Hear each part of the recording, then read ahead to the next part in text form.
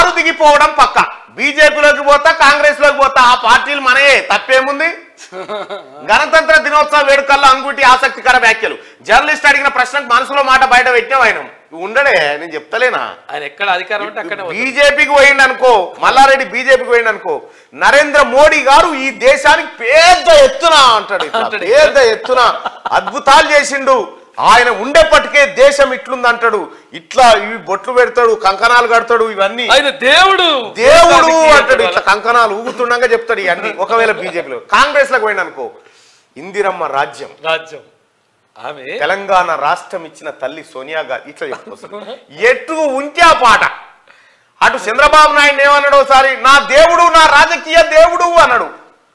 Correct గా 2 నెలలకే పెద్ద దొంగనే కేసీఆర్ గాంధీ అన్నాడు.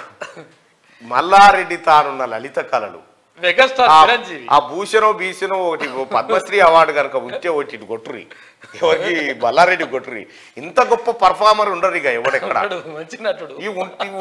ఉండేది కాదు ఇక. ఎందుకంటే ఇటు పల్లా మీద అవుతున్నాయిగా, పల్లా పని అవుతుందిగా, ఇక నా పని కూడా తప్పది అని చెప్పి మెల్లగా జారుతున్నాడికి.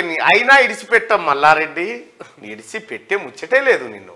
రెండోది ఏంటంటే, మొన్ననే మైపాల్ రెడ్డి, ఎవరు గూడెం మైపాల్ రెడ్డి పటాన్చేరు ఎమ్మెల్యే, మా ముఖ్యమంత్రిని గతంలో కలవాలంటే అసలు కలుసుడే భాగ్యం అయిపోయేది. ఇప్పుడు చూడు రేవంత్ రెడ్డి గారు, సార్ మేము వచ్చి కలుస్తామంటే రెడ్డిని అప్పుడే పిలిచిండు.